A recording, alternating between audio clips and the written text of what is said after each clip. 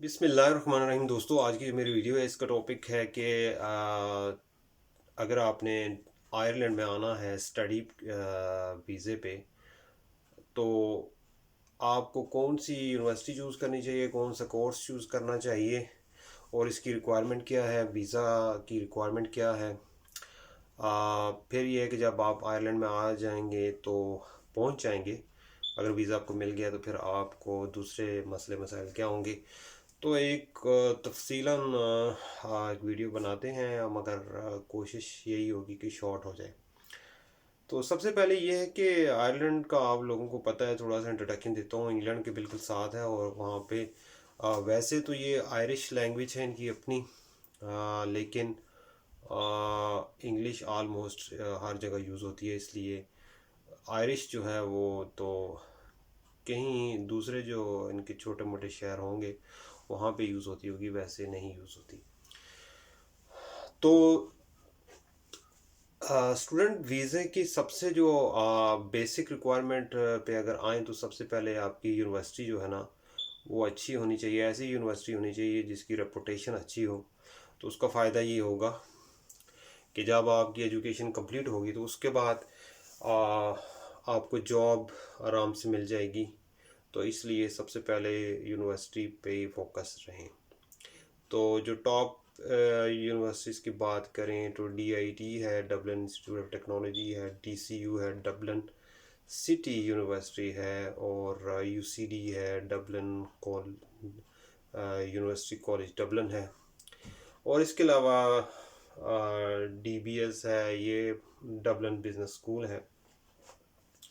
तो आप सबसे पहले तो ये चीज़ सर्च करें कि टॉप यूनिवर्सिटीज़ इन आयरलैंड।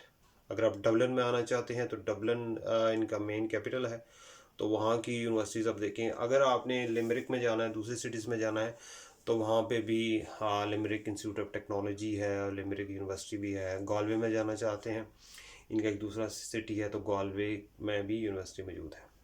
ठीक है, ये तो होगी सबसे पहले यूनिवर्सिटी। अब दूसरी ये कि कोर्स कौन से चूज़ करें, अब ये डिपेंड करता है आप पे। मगर एक तो बंदे को शौक होता है कि भाई कोर्स मुझे ये लेना है, मगर दूसरी चीज़ होती है कि डिमांड किस चीज़ की है वो भी आपने देखनी है।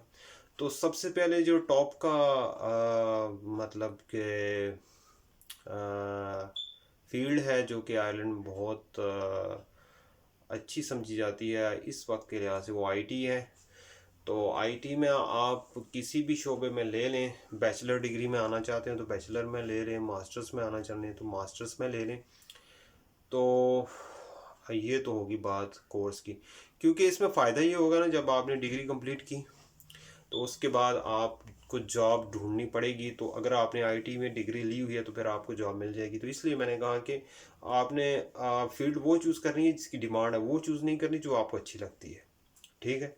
अब इसमें थोड़ा सा मसला ट्रिकी है कि ये होता है कि जो मुझे शौक़ है, ठीक है आप अपना शौक़ पाल लें, वो कोई और चीज़ पाल लें, मगर जब बात आएगी एजुकेशन की तो आपने वो डिग्री हासिल करनी है जिसकी डिमांड है, जिसमें वर्क परमिट आपको मिल जाएगा आगे। ठीक है, तो ये होगी आपके कोर्स की बात भी। अब ये बात डिस्कस करनी है कि भाई फीसेस वगैरह कितनी होती है, रिक्वायरमेंट क्या है। वीज़ा की जो जनरल रिक्वायरमेंट दूसरे मुल्कों की तकरीबन वही होती है। सबसे पहले तो आपने यूनिवर्सिटी में आपका अप्लाई होगा।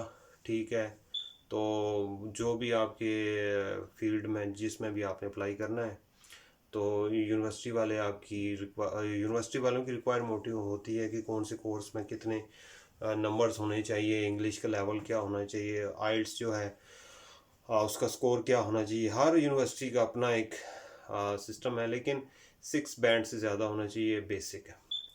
ठीक है, 5.5 पे भी हो जाता है, मगर 6 हो तो अच्छा है।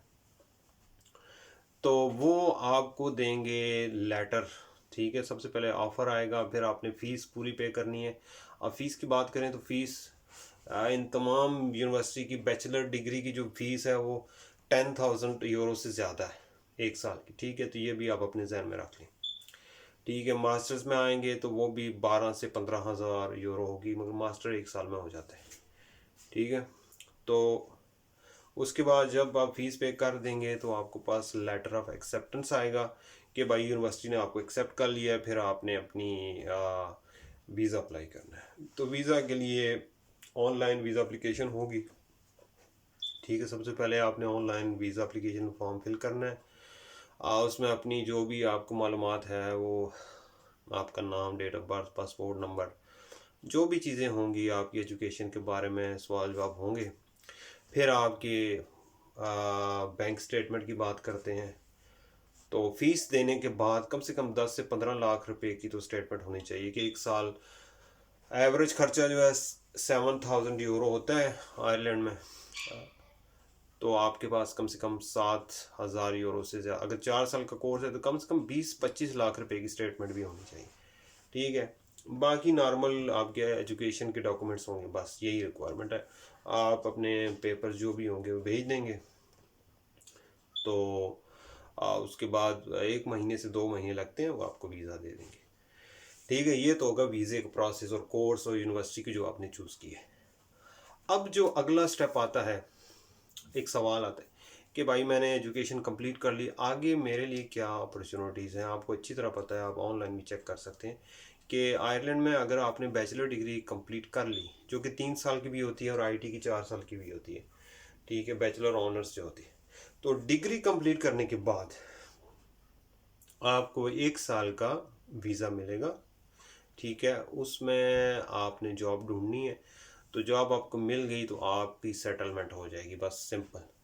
तनख्वाह उसकी 28 से 30,000 यूरो होगी, मगर आपने बैचलर डिग्री कंप्लीट की हुई अगर की है आयरलैंड से, तो आपको जॉब भी मिल जाएगी, ठीक है। लेट से आपको नहीं मिलती तो आप ऐसा करें, मास्टर्स में ले लें फिर आगे, ठीक है।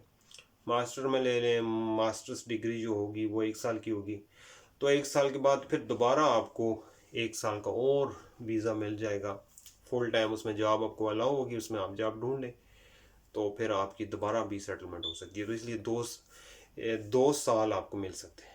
अगर आप डायरेक्ट मास्टर्स में आते हैं, आईटी में आते हैं, जिस शोबे मर्जी आते हैं, तो फिर मास्टर्स में ये है कि आपको 2 साल का वीज़ा मिलेगा एक्स्ट्रा, ठीक है। आपको वीज़ा मिल जाएगा, उसमें आप जॉब ढूंढ लें, 2 साल आपके पास बहुत लंबा टाइम होगा।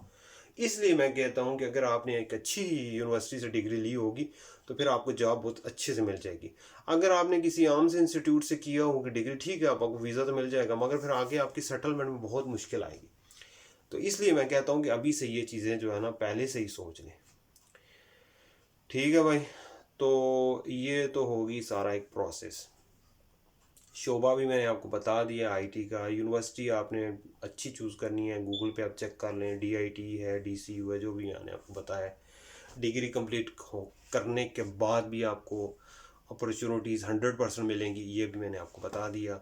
वीज़े की रिक्वायरमेंट क्या है, कितने बैंक स्टेटमेंट 15 से 20 लाख रुपया होना चाहिए। फ़ीस देने के बाद, फ़ीस होगी बैचलर की 10 से 12,000 यूरो होगी, और मास्टर्स की होगी 12 से 15,000 होगी, डिपेंड करता है कौन सा कोर्स आपने लिया। तो ये जो है ना, सारी तफसील मैंने आपको बता दी। अब अगली वीडियोस में फिर मैं आपको बताऊंगा कि आप जब आप आ जाएंगे तो फिर आप एयरपोर्ट से कैसे आएंगे, आगे आपकी हाउसिंग का क्या मसला होगा, हॉस्टल में रहना है या कि आपने किसी दोस्त के साथ रहना है, फिर और मसले मसाइल जो होते हैं टैक्स के होते हैं, जॉब किस तरह लेनी है, ठीक है, और बाकी कॉस्ट ऑफ लिविंग क्या है, उसको किस तरह कंट्रोल करना है। तो ये सारी चीज़ें मैं आपको अगली वीडियोस में इंशाल्लाह बताऊंगा। तो उम्मीद है आप लोगों को वीडियो मेरी पसंद आ गई। अगर आपको वीडियो मेरी पसंद आ गई है तो भाई आपको इसको लाइक करें, सब्सक्राइब करें। अगर आपने कोई मज़ीद इन्फॉर्मेशन मुझसे लेनी है तो वो भी आप पूछ सकते हैं। तो इजाज़त चाहता हूँ, अपनी दुआ में याद रखिएगा। अल्लाह हाफिज़।